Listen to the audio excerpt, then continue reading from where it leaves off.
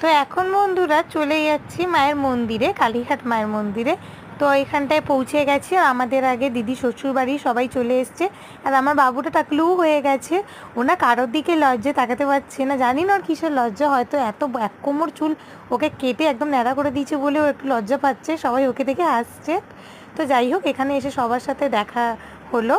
তো মায়ের মন্দিরে পুজো টুজো দিয়ে ওনাকে বাবুকে স্নান করানো হয়ে গেল। এখনও পুজোর লাইনে দাঁড়িয়েই রয়েছে বন্ধু, লাইন আর শেষ হচ্ছে না।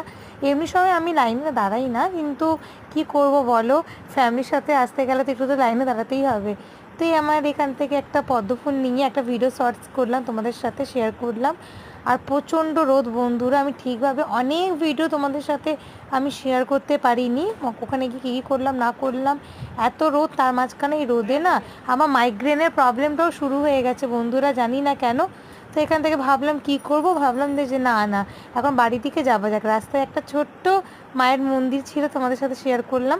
তো লস্যি খেতে খেতে বাড়ির দিকে রওনা দিলাম। আর এত রোদ, তোমাদের ওখানে কেমন গরম পড়েছে অবশ্যই কমেন্টে জানিও। আর এখানটা সাজুগুজু করে নিয়েছি, জামাটা পাল্টে নিয়েছি, সেটাই বলছিলাম ভিডিওতে যে এত রোদ কি করব বুঝতে পারছিলাম না। তাই একদম সিম্পল একটা কুর্তি পরে ভাবলাম দিদির বাড়িতে যাব। তো যেমন কথা তেমন কাজ, তা একদম সাজুগুজু করে নিয়েছি। আর খুব প্রবলেম হচ্ছে, জানি না কেন বন্ধুরা, আমি বড় ভিডিও ইউটিউবে আপলোড করব, তোমাদের সাথে শেয়ার করব, কিন্তু কোনো একটা প্রবলেমের জন্য হচ্ছে না। তো আমি তাড়াতাড়ি এই প্রবলেমটা শর্ট আউট করে তোমাদের কাছে আসছি। আর এই বাসে বসে পড়েছি দিদির সাথে কথা বলতে বলতে, ভাবলাম আধেক রাস্তা তো পৌঁছেই যাব।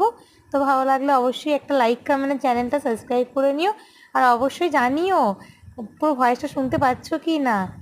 চলো এখনের জন্য এইটুখানি, টাটা।